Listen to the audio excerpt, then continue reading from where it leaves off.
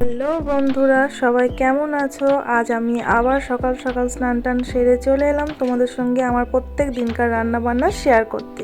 আর আজ ছিল বেতো শাক, ফুলকপি আলুর তরকারি, ডিম, শিম ভাজা। প্রথমেই আমি কড়াইয়ে তেল দিয়ে দিলাম, কারণ আমাদের বাড়িতে প্রত্যেক দিন আলু সিদ্ধটা থাকি, তার জন্য তেল লঙ্কাটা আমি প্রথমেই খড়িয়ে নিই। তাই তেলেতে 4টে শুকনো লঙ্কা দিয়ে দিলাম। এবার এগুলো যতক্ষণ না কালো হবে ততক্ষণ পর্যন্ত তুলব না, কারণ খরা খরা শুকনো লঙ্কা দিয়ে আলু ভাতে মাখা খেতে কিন্তু খুবই ভালো লাগে। দেখো আমার তেল লঙ্কা খরানো হয়ে গেছে, লঙ্কাগুলো এবার তুলে নিচ্ছি। দেখো লঙ্কাগুলো কালো কালো হয়ে গেছে। আর এই তেলেতেই এবার অল্প সামান্য পেঁয়াজ কুচি দিয়ে দেবো, কারণ আমাদের তেল লঙ্কাটা কিন্তু পেঁয়াজ দিয়েই করা হয়। দেখো পেঁয়াজগুলো আমি দিয়ে দিয়েছি, হাতায় করে একটু ঠুকে দিচ্ছি যাতে পেঁয়াজগুলো সব ছাড়া ছাড়া হয়ে যায়। এবার এটা হয়ে গেলে এটা আমি তুলে নিয়ে কড়াইয়ে শাকগুলো সিদ্ধ করতে দিয়ে দেবো। দেখো আমাদের মাঠের ধারে হয়েছিল কচি কচি একদম বেতো শাক, আর ওগুলোতে একটু নুন দিয়ে দিলাম, তাহলে শাকটা তাড়াতাড়ি সেদ্ধ হয়ে যায়। শাকেতে যে জলটা থাকে ধোয়ার পর সেটা বেরিয়ে যায়। কিন্তু আমি একটু নেড়ে চেড়ে দিচ্ছি, নুনটা দিয়েছি যেহেতু, এই নেড়ে চেড়ে দিলে জলটা সম্পূর্ণ বেরিয়ে শাকটা একদম সিদ্ধ হয়ে নেতিয়ে যায়। দেখো অনেকটাই জলটা মরে গেছে, শাকটা যে পরিমাণে কড়াইটা জুড়ে ছিল সেই পরিমাণটা কিন্তু এখন নেই। আর দেখো আমি তোমাদের দেখাচ্ছি কেমন জল বেরোচ্ছে। দেখো এই যে সাইড দিয়ে দেখো কতটা জল বেরোচ্ছে, এই জলেতেই কিন্তু শাকটা সিদ্ধ হয়ে গেল। এবার সেদ্ধ হয়ে যাওয়ার পর ওই শাকটা আমি কিন্তু একটা থালাতে তুলে নেব। এবার কড়াইয়ে আমি একটু তেল দিলাম আর দিয়ে দেবো অল্প সামান্য একটা লঙ্কা, কারণ আমাদের বাচ্চারা খায়, আর দিয়ে দিলাম রসুন কুচি। এবার এটা দিয়ে একটু রসুনটা যখন খড়ে খড়ে আসবে তখন আমি শাকটা দিব। দেখো খড়ে গেছে তাই আমি শাকটা দিয়ে দিলাম। এবার শাকটা দিয়ে খানিকক্ষণ নেড়ে চেড়ে নেবো। শাকটায় যেহেতু জল রয়েছে অল্প, তাই শাকটা যতক্ষণ না কড়াইয়ে ধরে না যায় ততক্ষণ পর্যন্ত আমি নাড়াচাড়া করতে থাকবো। দেখো শাক আমার ভাজা কমপ্লিট।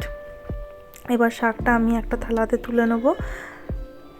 এই দেখো গরম গরম শাক ভাজা। তারপর কড়াইয়ে তেল দিলাম, তেলটা গরম হয়ে গেলে আমি এক এক করে প্রত্যেকটা ডিমই ভেজে নেব। আর ডিম ভাজা খেতে প্রায় প্রত্যেকেই আমাদের বাড়িতে ভালোবাসে। ডিম ভাজাটা খুব কমই হয় আমাদের বাড়িতে, আমাদের ডিম সিদ্ধ করে ঝাল দেয় বেশি করা হয়। কিন্তু আজকে ভাবলাম একটু ডিমগুলো যদি একটু ভেজে খাওয়া হয় তাহলে বোধহয় ভালো লাগবে, কারণ মাঝে মধ্যে আলাদা আলাদা রকমের খাবার, মানে একই খাবার আলাদা আলাদাভাবে খেতে কিন্তু সবারই কম বেশি প্রায় ভালোই লাগে। আর এই কথা বলতে বলতেই দেখো আমি প্রায় একটা একটা করে ডিম ভেজেই চলেছি। বাড়িতে যেহেতু 8জন মেম্বার, তাই ডিমটা একটু বেশি ভাজতে হয়।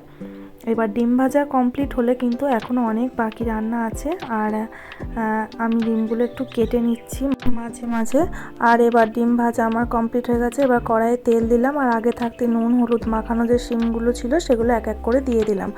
আর শিম আমাদের বাড়িতে খুব অল্পই ছিল, আগের দিন শুক্তো রান্নার জন্য শিমগুলো আনা হয়েছিল, তো বেঁচে গিয়েছিল কিছু শিম, সেগুলোই আমি আজকে ভেজে দিচ্ছি। আর যতক্ষণ পর্যন্ত না লাল লাল হবে ততক্ষণ পর্যন্ত আমি নাড়াচাড়া করব।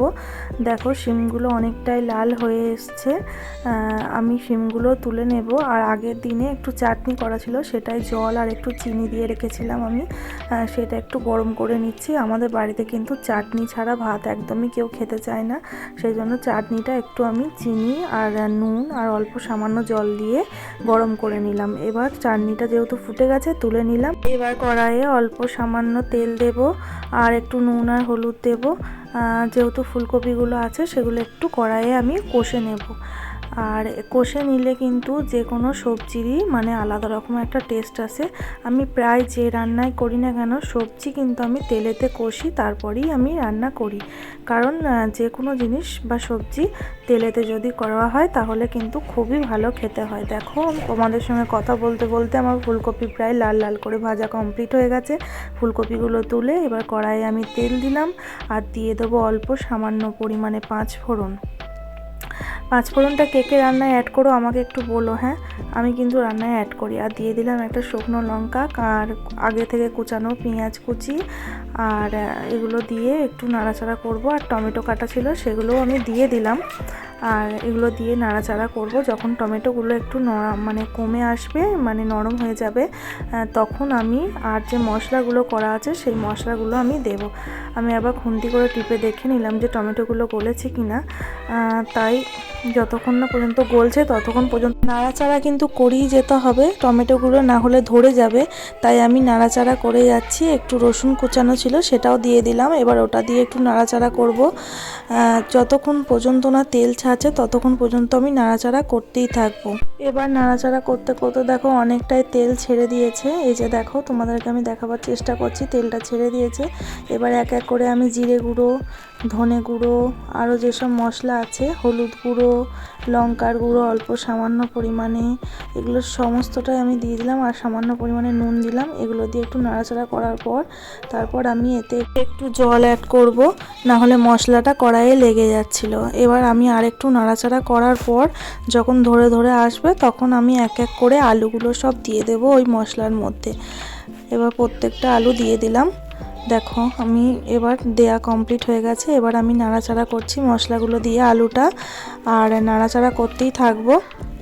দেখো যতক্ষণ পর্যন্ত না গায়ে গায়ে লেগে যাচ্ছে, কারণ আলুতেও খুব পরিমাণে জল ছিল আর আমি জল একটু অ্যাড করেছিলাম, তার জন্য আমি এখন নাড়াচাড়া করব। জলটা যখন কমে আসবে তখন আমি জল একবারে ঢেলে দেব। আর এখন আমি নাড়াচাড়া করতেই থাকলাম যতক্ষণ পর্যন্ত না তেল ছাড়ছে ওই আলুটা থেকে। আর ফুলকপিগুলো এবার দিয়ে দিলাম। ফুলকপিগুলো দিয়েও এবার আমি আস্তে আস্তে নাড়াচাড়া করব। আমি কিন্তু রান্না যে চাপিয়ে জল ঢেলে দিই এমনটা নয়, আমি অনেকক্ষণ ধরে নাড়াচাড়া করি, তাতে করে অনেকটা ভালো হয়। এবার দেখো তেল ছেড়েছিল তাই আমি 2 বাটির মতন জল তরকারিটাতে দিয়ে দিলাম।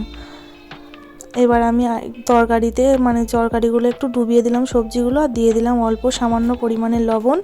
দেখো এবার আমি তোমাদেরকে সম্পূর্ণ ভিডিওটা দেখাতে পারছি না, আমার তরকারি কিন্তু সেদ্ধ হয়ে গেছে। আর আমি অল্প সামান্য তাতে একটু লঙ্কা গুঁড়ি অ্যাড করলাম, আর আমার তরকারি কিন্তু রান্না কমপ্লিট। আর এই ছিল আজকের রান্না বান্না। তো আজকের রান্নাটা তোমাদের কেমন লাগলো সেটা কিন্তু কমেন্ট করতে ভুলো না। Bye bye.